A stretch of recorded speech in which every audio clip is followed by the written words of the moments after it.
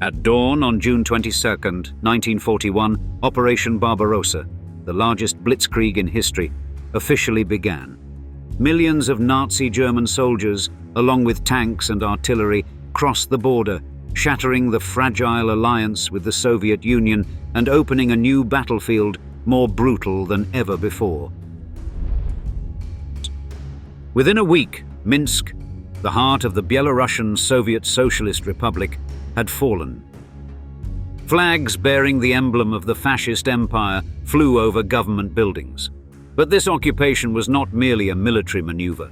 It marked the beginning of a systematic, meticulously planned campaign to wipe out an entire community, turning Belarus into an empty land to serve expansionist ambitions. The new authorities did not just want to control the territory. They sought to turn Belarus into a living example of the new order, a place where communities deemed unworthy of existence would be completely eradicated. Jews were crammed into overcrowded ghettos where hunger, disease, and fear reigned. Native Slavs were forced into labor, driven from their homes, and many vanished without a trace after evacuations organized by the German occupiers. Nowhere was safe. From the forests outside Minsk to the small towns along the Dnieper River, the traces of mass executions became part of the landscape. Step by step, Belarus was turned into a dead land, where more than 2 million people, 1/4 of the population, were erased from the map of life. Policy toward the Jewish population in Belarus. Immediately after the fall of Minsk, the Nazi administration implemented a familiar policy seen across occupied territories, forcing the entire Jewish community into sealed ghettos. This was not merely a form of population control, but a calculated tool to isolate and weaken the community before moving to the next phases of the extermination plan. Ghettos in Belarus, especially in Minsk, were typically surrounded by wooden fences or barbed wire, with armed guards stationed at every exit.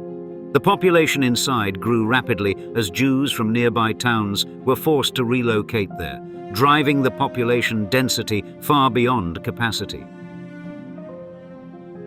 Food shortages occurred immediately, not only because supplies were deliberately cut, but also because German forces confiscated nearly all goods and provisions.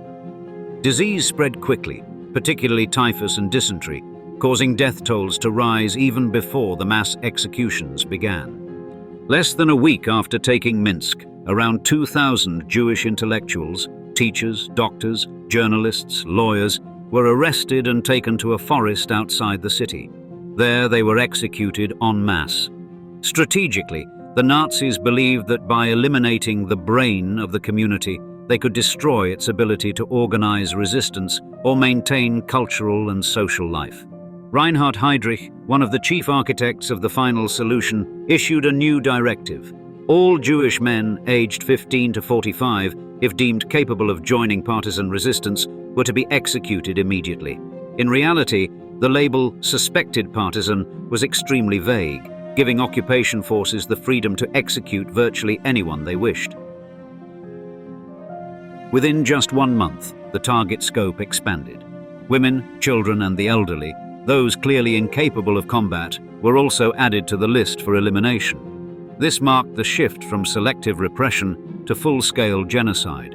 The executions were not carried out by a single force. The killing machine in Belarus was a coordinated effort.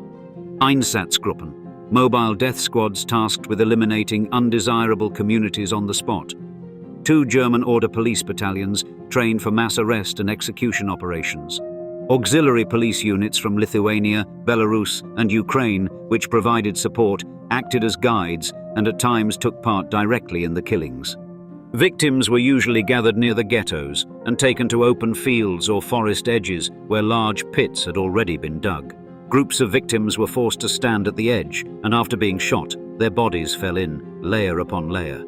In some locations, instead of firearms, the Nazis used gas vans, trucks modified so that exhaust fumes were piped into the sealed compartment holding the victims, killing them within minutes as the vehicle drove to the burial site. The policy toward Jews in Belarus was not a series of random acts, but part of a broader Nazi plan to cleanse the territory, paving the way for German resettlement and full exploitation of local resources. By combining imprisonment, starvation, and mass executions, they eliminated populations deemed undesirable while exploiting their labor for a short period before killing them. As a result, within just the first 2 years of occupation, the Jewish community in Belarus, once one of Eastern Europe's vibrant cultural centers, was almost entirely wiped out. This policy also laid the groundwork for even larger-scale massacres at extermination camps, such as Mali Trostinets. Minsk Ghetto, a transit station to the other side.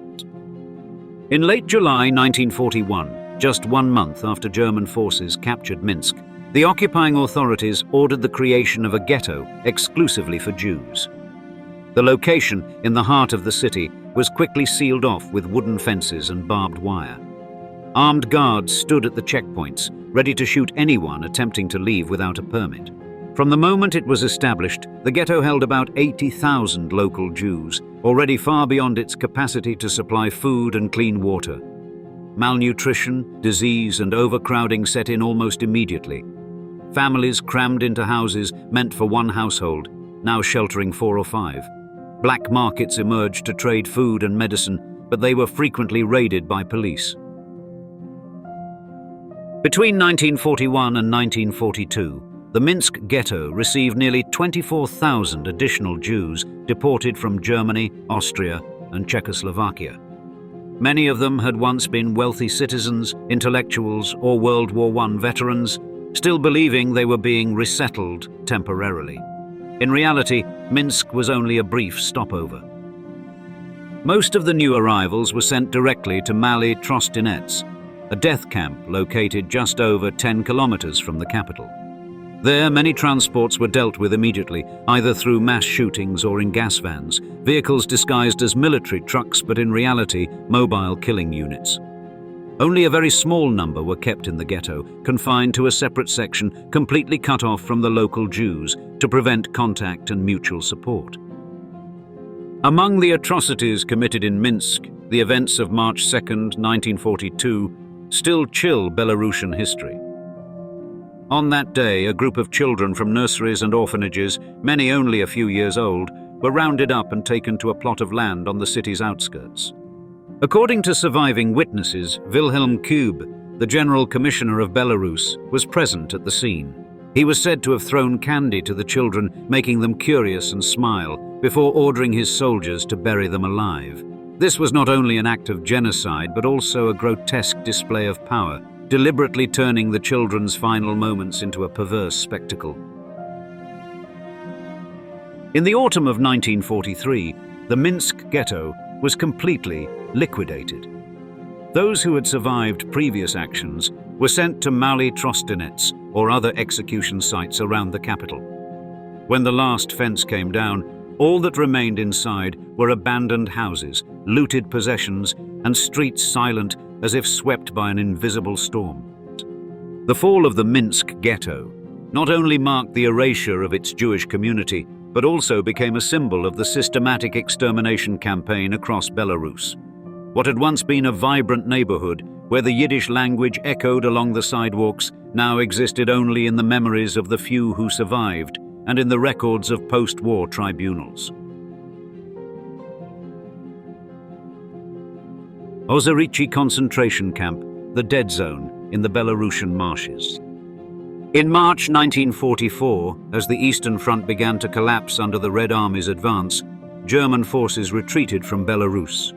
But instead of simply withdrawing, they left behind a death trap, the Ozarichi concentration camp. This was not a labor camp or a prisoner of war camp in the usual sense, but a desolate patch of marshland turned into a holding site for tens of thousands of civilians. The main figures responsible were Major General Johann Rickert and the commander of the German Ninth Army, Joseph Harp. Their aim was not only to remove those deemed useless to the war effort, but also to create a belt of disease and chaos to slow the Red Army's progress. Around 40,000 civilians, most of them children, the elderly, and the sick, were forced from their villages and marched dozens of kilometers to Ozarichi. Many died along the way from exhaustion. During the march alone, about 500 people were shot for being unable to keep up. Upon arrival, they found there were no real camp facilities, no housing, no tents, no clean water, no stored food. The ground was a muddy bog surrounded by cold marshes, and that spring the weather was so harsh that nighttime temperatures dropped close to freezing. Guards forbade lighting fires even as people shivered in the cold. Anyone who tried to approach the fence for water was shot on the spot. Typhus spread rapidly and, combined with hunger and exhaustion, claimed at least 9,000 lives in just 1 week. Ozarichi stands as proof that the German military, specifically the Wehrmacht, did not merely fight on the battlefield, but also directly committed actions targeting civilians. Creating such a death camp had no real military value beyond inflicting a humanitarian catastrophe. When the Red Army advanced and liberated the area, they found thousands of bodies lying in the mud and tens of thousands of survivors barely clinging to life.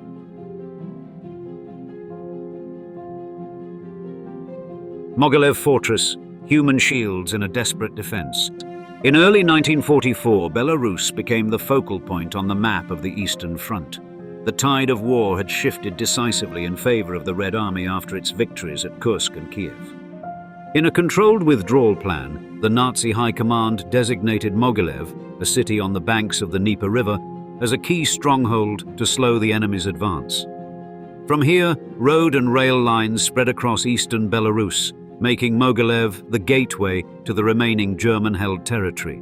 Major General Gottfried von Erdmannsdorf, a veteran Wehrmacht officer, was ordered to hold Mogilev at all costs. According to German defensive doctrine at the time, strategically vital cities were upgraded to Festungen, fortresses, with reinforced fortifications, heavy garrisons, and supplies meant to withstand prolonged sieges. On paper, it was a sound defensive strategy to buy time for other units to retreat. In reality, Mogilev became a tragedy for the civilian population. Immediately after receiving his orders, Erdmannsdorf launched roundups across the city and surrounding villages. All able-bodied men and women were forced into labor, digging anti-tank ditches, erecting barbed wire fences, building machine gun emplacements, and hauling artillery into position. Many worked day and night in snow and freezing rain, without adequate warm clothing or food. Armed guards stood watch over the trenches, ready to shoot anyone who slowed down or showed signs of resistance. The elderly, children, and the sick, those unable to work, were separated and driven to the banks of the Dnieper, where there were no shelters, tents, or food supplies. They were abandoned in the bitter winter cold near the front lines, left to their fate. According to eyewitnesses, German forces deliberately placed them in areas likely to be shelled, hoping the Red Army would hesitate to attack. This was a blatant violation of the laws of war, turning innocent civilians into tools of military strategy. When Operation Bagration, the massive Soviet summer offensive, began in June 1944, Mogilev quickly became a prime target. Despite its heavy fortifications, the city's defenders were overwhelmed by Soviet artillery and air power. Within days, the defensive network collapsed. On June 28, 1944, the Red Army stormed into the city. Erdmannsdorf was captured alive, along with many of his officers and troops. Civilians left by the river, if they survived the bombardment, were found starving, sick, and exhausted. The Mogilev episode exposed a grim truth. The Wehrmacht did not merely fight battles, it directly carried out inhumane measures against civilians, disregarding the rules of war. This fortress could not be held for long, but it left behind a heavy legacy of suffering, turning a defensive tactic into a chapter of atrocity in the history of war.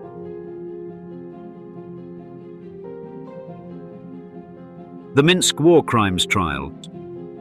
In December 1945, as the sound of gunfire finally faded, Minsk became the site of a large-scale Soviet military tribunal aimed at those who had organized and carried out the policies of destruction on Belarusian soil. Unlike the International Military Tribunal at Nuremberg, which prosecuted the top leadership, the Minsk trial focused squarely on those who had given direct orders and personally implemented the atrocities on the ground. 18 men stood trial, including Wehrmacht officers, police commanders, and SS members who had held authority in occupied areas of Belarus. Among the most notorious were Major General Johann Rickert, linked to the Ozarichi tragedy, and Major General Gottfried von Erdmannstorff, who turned Mogilev into a fortress by driving civilians to the banks of the Dnieper River with no shelter. The indictment detailed each act with precision, forcibly herding Jews into the Minsk ghetto before sending them to Mali Trostenets for mass execution, destroying entire communities through starvation and disease, establishing the Ozarichi camp without shelter or food, where thousands perished within days, and using Mogilev's civilians as human shields against incoming fire. Evidence presented in court combined administrative records, military orders, and campaign maps with harrowing testimony from survivors, those who had escaped ghettos, camps, or villages wiped out during the occupation. In their defense, most of the accused invoked superior orders or the conditions of war as justification. Some claimed that deportations and internments were intended to secure the rear against partisan activity. The tribunal flatly rejected these arguments. Orders that violated the laws of war could not legitimize brutality, and the mass killing and starvation of civilians could never be considered a legitimate military measure. On January 29, 1946, the verdicts were read. 14 men, including Rickert and Erdmannstorff, were sentenced to death by hanging. The remaining 4 received prison terms. The applause that erupted in the courtroom reflected the emotions of a society that had lost a quarter of its population during the war and occupation. The next morning, at the city's horse racing grounds, now Victory Square, over 100,000 residents of Minsk witnessed the executions. In a silence heavy with history, each condemned man stepped onto the gallows, facing the eyes of survivors and the families of victims. That moment closed a dark chapter, but also etched a lasting truth. Justice may arrive late, but when it comes, it must be seen, remembered, and passed on to future generations.